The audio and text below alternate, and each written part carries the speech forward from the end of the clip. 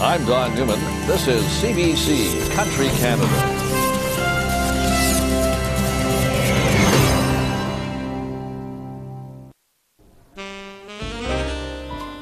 Here's how this dick figured it played out.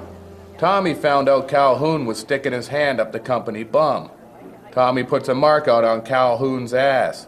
Some wise ass looking to make a name for himself gives Calhoun a lead enema and ends up collecting a paycheck big enough to put him ass deep in cash up to his genitals. That's a lot of anal and penis references for one sentence, Butch. Thanks. It's not my record, but I'm pretty proud of it. So what do you think of old Butchie's theory? Pretty smart, huh? It doesn't make any sense. I was Calhoun's ticket out. The only reason John could have had to try to kill us was trying to make amends with Tommy. If that was the case, why would Tommy kill John before John killed us? There was more to it than that. That's why I arranged a little dinner date with Debbie Hitler the other night. What the hell do you want, Du Maurier? The truth. John Calhoun was killed last week. Normally that's the kind of thing that would upset me. But since he was trying to kill me, I figure I'll get over it. Why don't you just lay your cards on the table? John came to me looking for a way out. I set up the deal, then suddenly he backs out. I saw how scared he was of Tommy. There is no way he would have reconsidered. I haven't got the slightest idea what you're talking about. And those are my exact words to her. But I don't think she bought it. Will your friend be rejoining you? No. She decided to call it a night. Scotch and soda, right, mister? I never forget a drink or a face. Make it a double. I thought you said you'd never been here before. I get that all the time. I got a face that just screams Scotch and soda. Hey, why don't you finish your story, huh? So I told her I didn't have a clue what she was talking about. But I could tell she didn't buy it. You're such a liar, Hitler. I know all about your deal with Calhoun. I know you were using his daughter as leverage. I know you had his wife killed. And I know you and Tommy had your claws into his daughter, Margot. The fix was in on the reading drive. It's a long walk between suspicion and proof.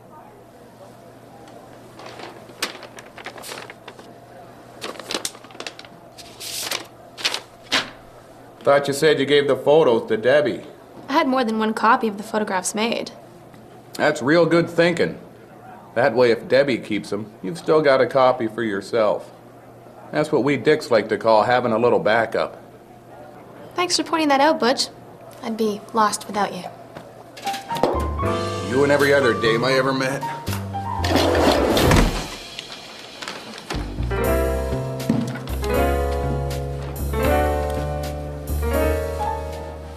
These chairs are pretty tippy. So, you have some photos with me and Tommy talking to John Calhoun. Big deal. Well, that's just the tip of the iceberg. We've been on to you for months. I've got a videotaped confession from the guy you used to fix the dance competition. I know you fixed the reading drive. And I know you had something to do with Vance Van Vandervan's untimely demise. Do you have any idea what Tommy's going to do to you when he finds out? I'll kill her. That's what I told her. She didn't seem very scared. How did things go with that idiot Patterson? It's been 3 days since our meeting. I should have heard from him by now. Do you really think he'd set her up like that? Listen, we're talking about a premature ejaculating, kleptomaniac, alcoholic private detective who works out of a condemned building and who's been arrested for public indecency at a petting zoo 22 times. He's not exactly long on moral fiber. Well, how do we know he didn't just go straight to Blanche with the offer? She would have tipped her hand during your first meeting with her. Besides, I saw the look in his eyes when I started throwing the numbers around. 50 grand, huh? I don't know, me and Blanche go way back. I'm a lot of things, Tommy, but an accessory to murder, I don't know. I kind of made myself a promise, never again. 75,000? You know where she lives, right? Because I do. You should have called by now. Here's your drink. Oh, and before I forget, your daughter forgot her credit card here the other night. Should I give it to you, or should I phone Jasmine and have her come by and pick it up? Tommy's having an affair.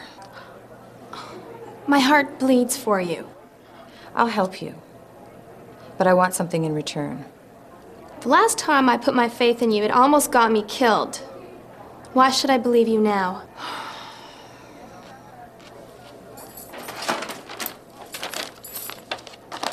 Those are the documents Debbie gave me. The ones that supposedly implicated Tommy. I thought you said Vance Van Vandervan was behind it all. Then you were telling me it was John Calhoun's kid, Margot. Now you're telling me it was Tommy and Debbie. Why the hell don't you make up your mind? This is the last time, Butch. Tommy and Debbie were in it together to a point, but they were both pursuing separate interests.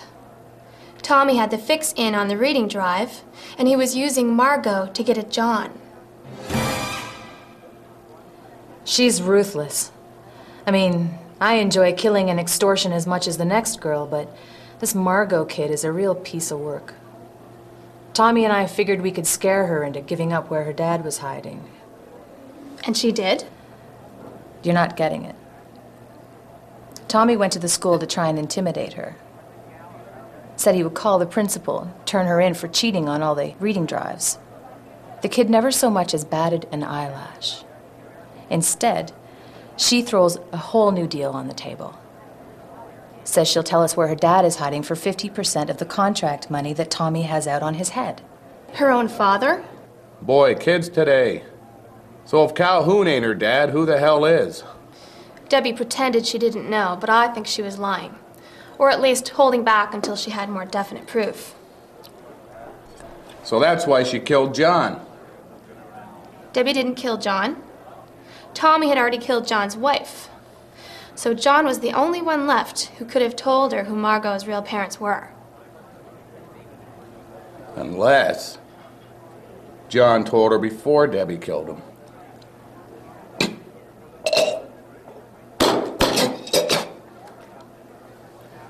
That way she gets rid of the only witness that links her back to the investigation of Margot's paternity.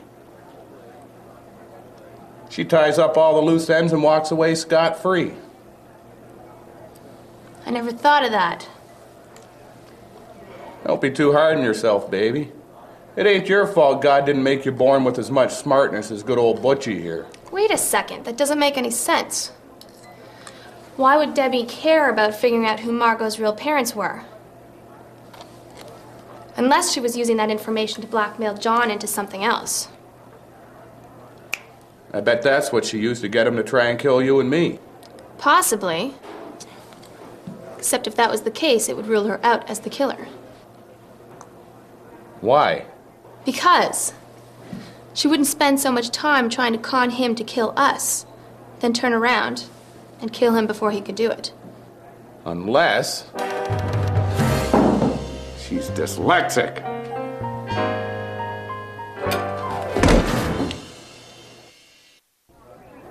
Adopted or not, can you imagine setting up your own father for murder? So Margot was playing both sides of the fence. She had to deal with Tommy, her father's life for another reading drive victory. Only Tommy figured that he'd double-cross Margot. Once we had John, we knew we could convince him to kill you and Butch to pay off his debt. It's not like Tommy to leave a loose end like John hanging around. Oh, we were gonna kill him too and just tie everything up into a nice, neat little package. Except for Margot. I thought Margot was the one behind the letters. Why would Margot be sending threatening letters to Tommy? Tommy said it was because she was trying to blackmail him into coughing up more money to turn over her father. That would make sense. It would, but it's not what happened. It's Tommy's affair with Jasmine. She was the one sending the letters. So Jasmine was pretending to be Margot and blackmailing Tommy. Hoping that Tommy would get fed up doling out the cash and have Margot eliminated.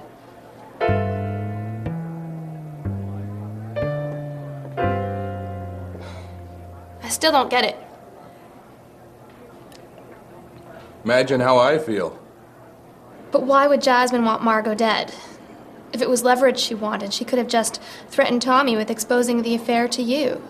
Jasmine plays for keeps, and she's greedy.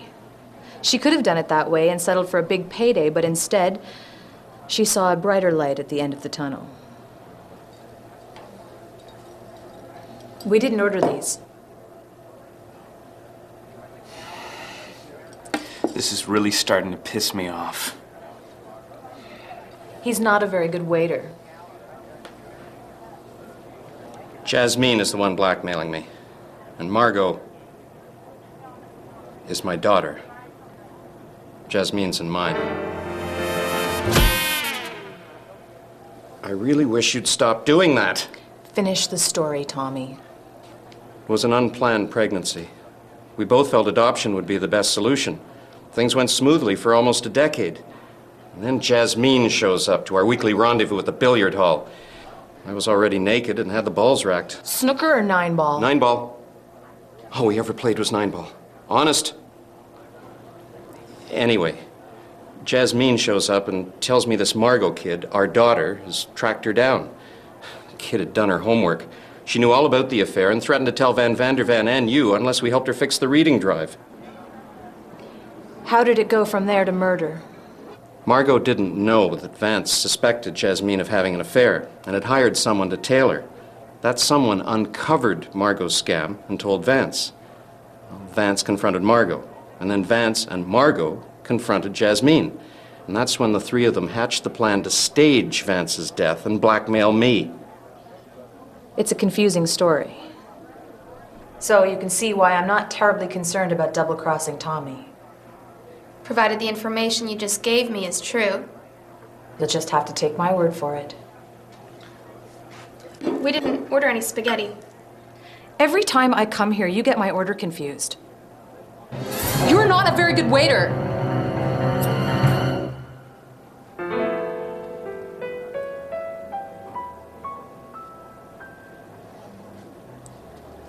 I suppose you're all wondering why I called this little meeting. I'm a simple man. I never went to college. I'll never be rich or famous. And what's more, I don't want to be. All I've ever wanted out of life was to be left alone. Allowed to do my job and return home every night to my parrots and fish. You people, with your fighting and clandestine meetings, all the backstabbing, you people have made that impossible for the past 2 weeks. So I'm asking you, not just as a waiter, but as another human being who shares this earth with you, would you please all sit down together and conduct an open and fair dialogue that respects everybody's opinions and try to come to some resolution that settles all your differences. I'm sorry this meeting had to be so secretive and clandestine. It's just that. Long time no see, prick. I'll have 15 gin and tonics. Chop chop, underpants. Sorry I'm late. I haven't had time to steal a watch that works yet. Mr. Patterson, I would like a moment of your time alone. You and every other homosexual in this world. That's not what I meant, and I am not a homosexual. Well, then maybe you should quit coming on to me. Let's cut the crap and show our hands. I'll start. I'm gonna put you away for the rest of your life, Rubella. I've got enough evidence to do it. You've got nothing. She's got everything. You bitch. There's one thing I won't tolerate, and that's infidelity. What about you banging all them other guys down at the S&M club? She was cheating on you, too. Be quiet, Butch. You don't understand what's going on here, so just stay out of it. Butch is planning on killing you. I paid him $75,000 to do it. Back off, sweet pants. Old Butchie was playing both sides of the fence. I took the cash, then I made a side deal with Debbie to screw you and send you away for the rest of your life. Keep your mouth shut, Patterson. Oh. Would everyone just calm down and stop punching each other? It's not gonna change or solve anything. Thanks, prick. So where do we go from here? It's over, Tommy. Us, your criminal empire, everything. I'm not going alone. I've videotaped and recorded everything. I got phone taps, the works. I got you on camera helping me set up Patterson and Blanche. I got Patterson on camera agreeing to kill Blanche. I got phone taps of Margot talking to Calhoun. Jasmine and Calhoun setting up the blackmail. Everything. If I go to jail, I'm taking everyone with me. The only one who walks is Blanche. And in order to do that, she has to send her friend Butch Patterson away for the rest of his life. So it would appear, Miss Du Maurier, that the ball is in your court. How about I return that serve? Van Vandervan. Van Vandervan. Van Vandervan? Who's this prick? Van Vandervan. Vance Van Vandervan? It's the stupidest name I ever heard. You made that up, didn't you? I thought you were dead. You're going to wish I was when you learn why I faked it all. Can hardly hear you, prick. Why don't you have a drink of water and loosen your belt?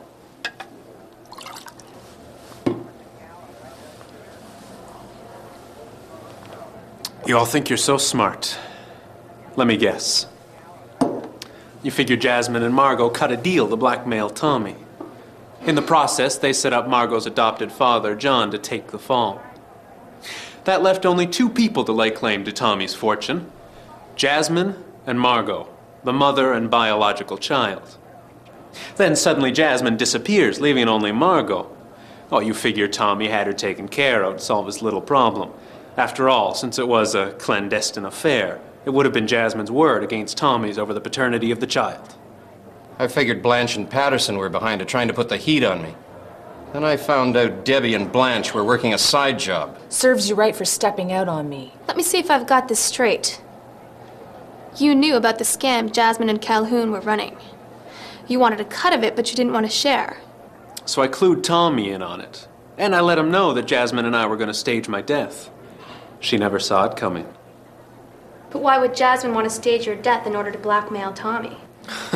Tommy didn't have anything to do with it at that point. I'd been involved in a panda smuggling operation that went wrong. I needed a way out. So we figured we'd kill two birds with one stone and collect the insurance money along the way. Well, now that I've got everyone here, I have a question. How tall do you figure you can be and still be a midget? 4'2". See, I told you. Will you shut up and listen, Patterson? This is serious. Relax, pumpkin pants. Old Butchie's all over it. I want my money back, Patterson. Go to hell, prick. Why don't you finish your story, Vance? It still doesn't make any sense. It's simple. Margot, Jasmine, and John cut a deal to blackmail Tommy. Only Margot and Tommy had a side deal to set up John. While that was going on, Tommy, Jasmine, and I cut a deal to stage my death and kill you two. Only what I didn't realize was that Debbie was feeding you information so you could expose Tommy. Then Tommy had the brilliant idea that Patterson could be bought to set up Blanche and eliminate the problem. Only what Tommy didn't know was that Debbie knew about his affair with Jasmine. That's why she was willing to cut the side deal with Patterson to set up Tommy. Then Jasmine killed John to increase her share of the blackmail money. Only what she didn't count on was me knowing about it all along. So I set up a deal to have her killed. That way I could keep the blackmail money that was coming from Tommy, and I could keep the life insurance money that I'd get from my stage demise. Now the only thing I have to do is kill all of you, and I get off scot-free. Well, since you're going to kill us anyways, at least do me the favor of explaining one thing. I understand how it all worked up to a point. But there is no way you could have been at two places at the same time, which can only mean that you cut a deal with someone at this table to kill Jasmine. And I want to know who that someone is.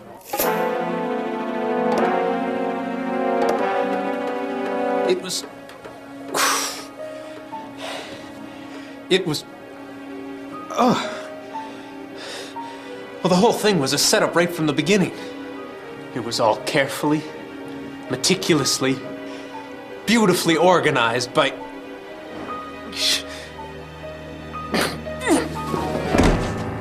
Van Vandervan? That's still the stupidest name I ever heard. Van der Van. What about him? I want to know who poisoned him. He took the final piece of the puzzle to his grave. I spent the last few days digging through Vance's past to see if I could find a connection anywhere. But so far, nothing. Maybe it's best just to let the whole thing go. Sometimes it don't pay trying to fool the world into thinking you're something you're not. Take Vance Van der Van, for example. He tried to act all cool and suave, pretending to be some hip museum curator and art dealer.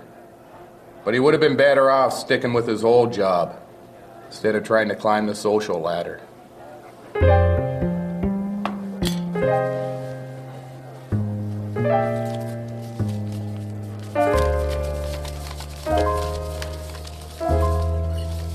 This one's on me, baby. Tommy's money spends real nice. What was his old job? He was an apprentice in a garment factory. But in a few years, he would have been a tailor.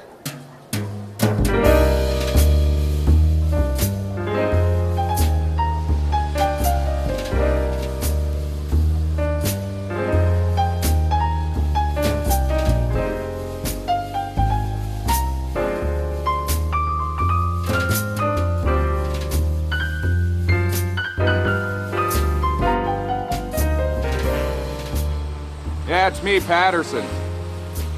Yeah, everything went off without a hitch. Vance fell for it hook, line, and sinker. So this evens the score for us, right? Perfect. Yeah, you have a nice life too, Jasmine.